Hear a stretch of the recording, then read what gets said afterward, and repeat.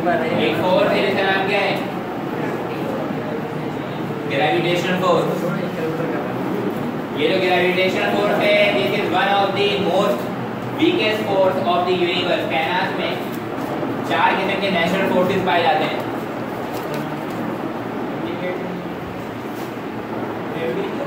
कायनात में 4 किस्म के क्या पाए जाते हैं?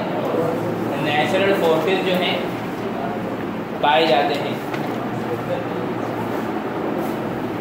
उसमें सबसे ज्यादा कमजोर तरीन फोर्स जिसका नाम क्या है? Gravitational force. क्या नाम है इसका? ग्रेविटेशनल। 4 किस्म के नेचुरल फोर्सेस हैं। Gravitational force, nuclear forces, electromagnetic force and magnetic force.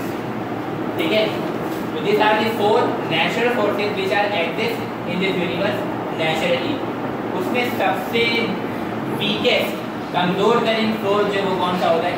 Gravitational force होता है। इसकी हम वैल्यू निकालते हैं, जी की वो कितनी होती है? 6.67 एक्सपोनेंट -11 न्यूटन मीटर स्क्वायर पर केजी स्क्वायर। एमडीगेट के सिलेबस में शामिल नहीं है, ठीक है। तो एमडीगेट के अलावा भी अगर हम टेस्ट देंगे ना, तो सिर्फ पीएमसी के अलावा अगर आप टेस्ट देंगे तो इसमें ये सारे सवाल पूछे जाएंगे। आपके पास सिलेबस पीएमसी का आया हुआ है ना, आप कराची यूनिवर्सिटी में अगर जाके टेस्ट दोगे तो वहाँ तो ये इंक्लूड होगा।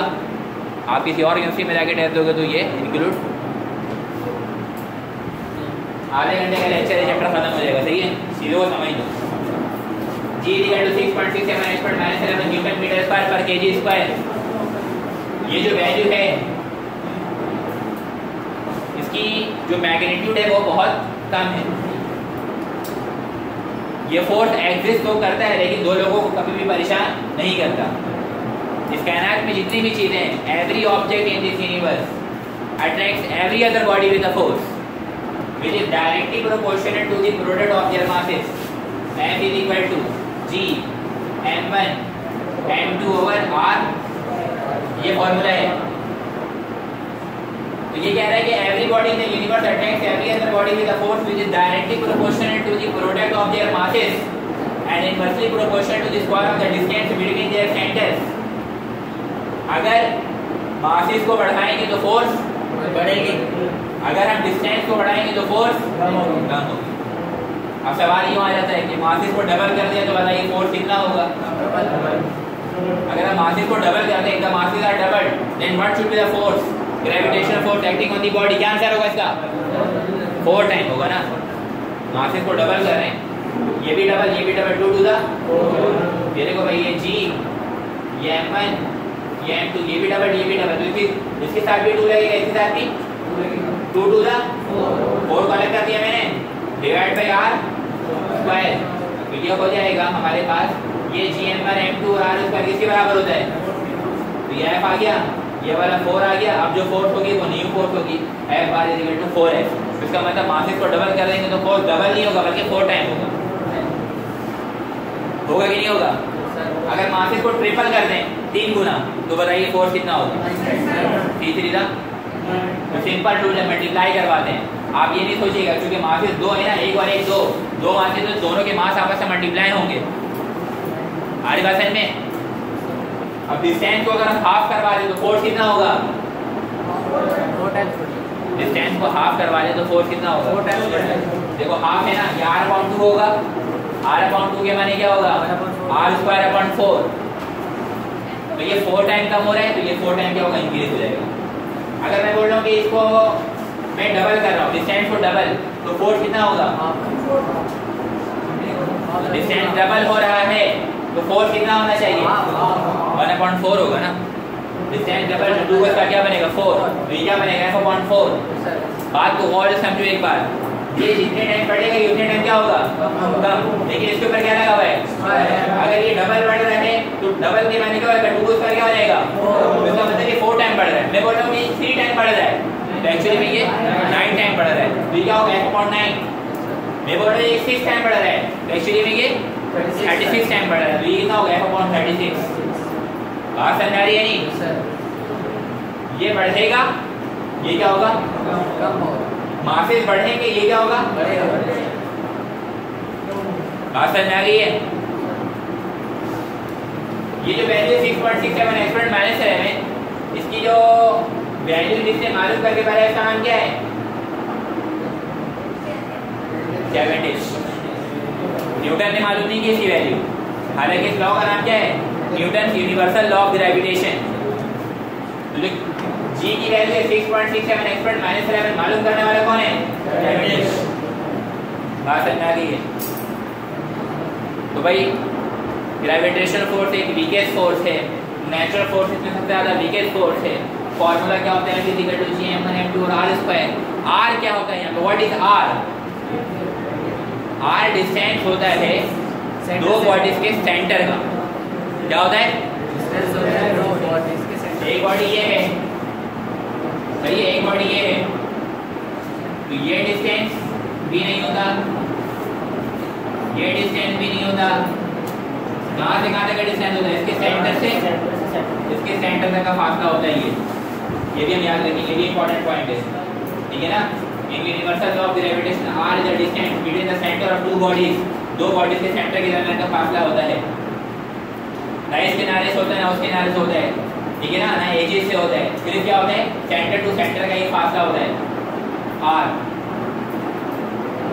g की वैल्यू मालूम करके बताने वाले कौन है? कैविंडिश। यूनिट क्या होती है? न्यूटन मीटर स्क्वायर पर इस फॉर्मूले से रिलेटेड अगर मासेस को डबल करें, डिस्टेंस को हाफ करें, या डिस्टेंस को डबल करें और मासेस को भी डबल करें, तो आपसे पूछा जाएगा कि what should be the force.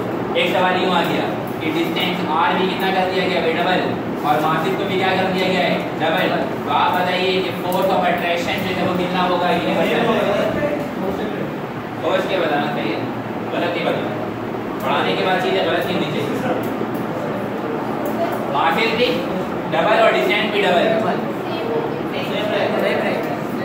m equal to g m1m2, यहाँ पे क्या रहेगा? 4, और नीचे क्या रहेगा? 4 और ये m bar is equal to will remain same, forces will remain same. Forces क्या रहेंगे? बराबर रहेंगे। अच्छा, अगर मासेस को हम क्या कर दें? हाफ, और डिस्टेंस को डबल कर दें, तो बताएं ये फोर्स ऑफ अट्रैक्शन कितना होगा? मासेस को हाफ और डिस्टेंस को डबल, तो कितना होगा? जल्दी से देख लो, सोचते हैं, ऐसा हो नहीं सकता। सॉल्व करके बताएं बेटा, सॉल्व करो, सॉल्व, ऐसे तुक्का नहीं मारने की जरूरत।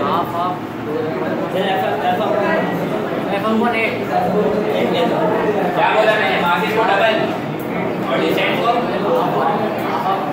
मासेस डबल होगा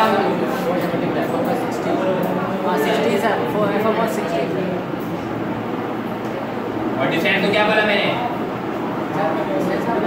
सर मास आप बोले, मासेस को डबल और डिस्टेंस को हाफ, मासेस डबल और डिस्टेंस, ये कंडीशन बनेगी।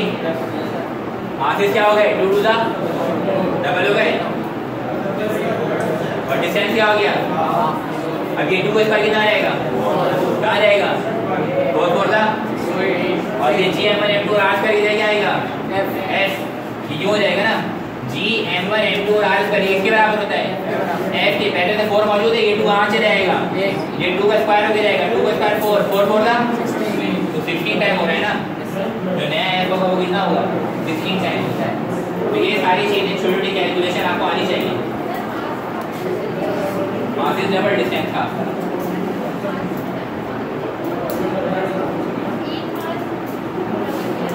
मासेस आर डबल, दोनों मास डबल हो जाएगा, 2 टू द 4 हो जाएगा। सही है? सही है? नहीं? आगे क्या करते हैं? हाँ,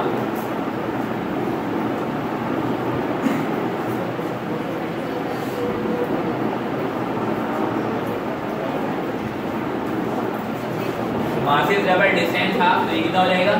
16 टाइम हो जाएगा। बेटा तो ये बात समझ आ गई सबको?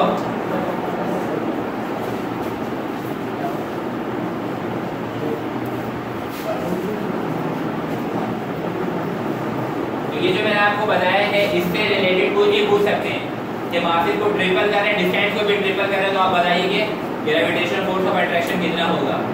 तो ये आपको बताने का मकसद ये ताकि इस नेचर के जितने भी सवाल हैं वो आपसे हल होने चाहिए। सही है।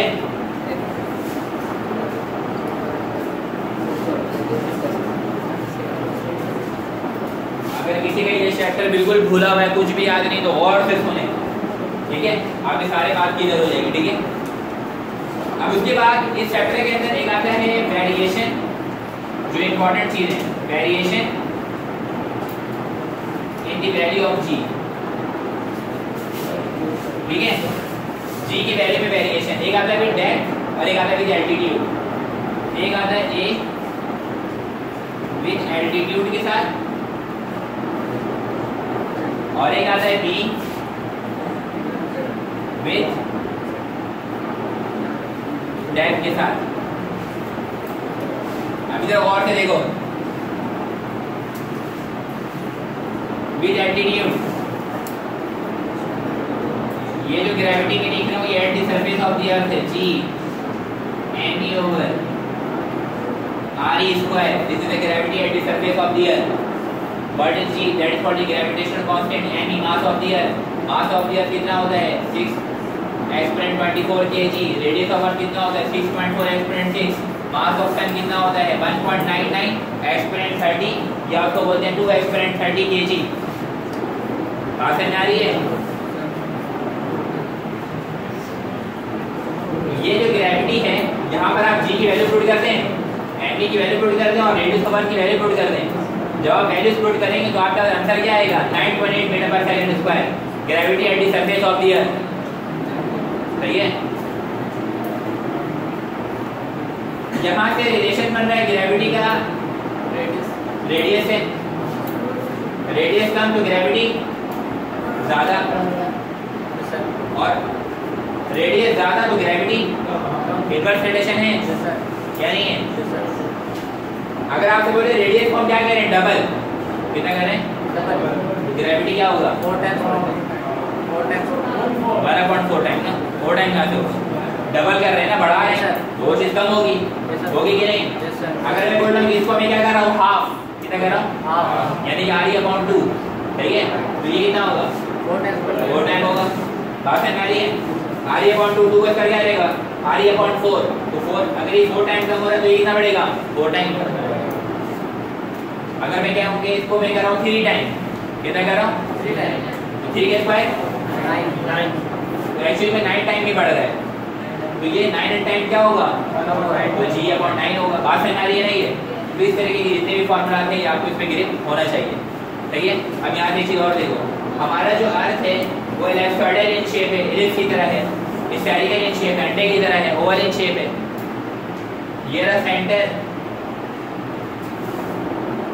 ये वाला डिस्टेंस क्या कहलाता है बेटा अर्थ का, इसको बोलते हैं पोल, क्या बोलते हैं, और इसको बोलते हैं इक्वेटर, क्या बोलते हैं इक्वेटर।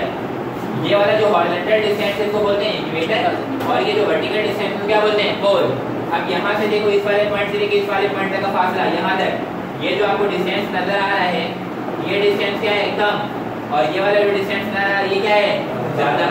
उसका मतलब ये वाला रेडियस क्या हुआ कम, और ये वाला रेडियस क्या हुआ, इस वाले फॉर्मूले में वापस जहाँ पे रेडियस कम वहाँ पे ग्रेविटी, तो पोल पे रेडियस कम है कि इक्वेटर पे, तो पोल पे रेडियस कम तो पोल पे ग्रेविटी क्या होगी, बात समझ आएगी नहीं?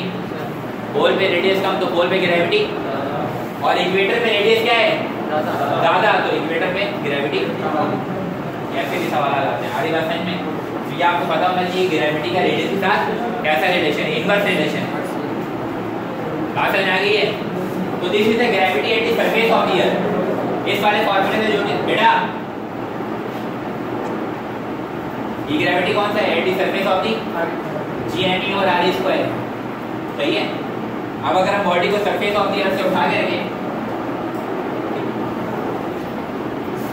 यहाँ से उठा करके बॉडी को हम लेके जा रहे हैं कि स्पेसिफिक हाइट के ऊपर, ठीक है, यहाँ पर, तो पूछ रहे वहाँ पे ग्रेविटी क्या होगी। तो सबसे पहली बात हम ये याद रखेंगे ग्रेविटी दोनों सूरतों में डिग्री होती है, चाहे बॉडी ऊपर जा रही है तो चाहे नीचे जा रही है, सबसे मेन बात, ठीक है, कि ग्रेविटी दोनों सूरतों में क्या होती है डिग्री। अब जब बॉडी सरफेस ऑफ द अर्थ पर है, यहाँ पर इस वाले पॉइंट पर है, तो वहाँ पे ग्रेविटी का फॉर्मूला क्या ये है कि भाई G E बराबर होता है G M/RE का अब बॉडी कहाँ पर जा रही है? एट दी एल्टीट्यूड, हाइट पर जा रही है, तो वहां पे ग्रेविटी का फॉर्मूला क्या हो जाता है? वो हो जाता है G M E over plus H का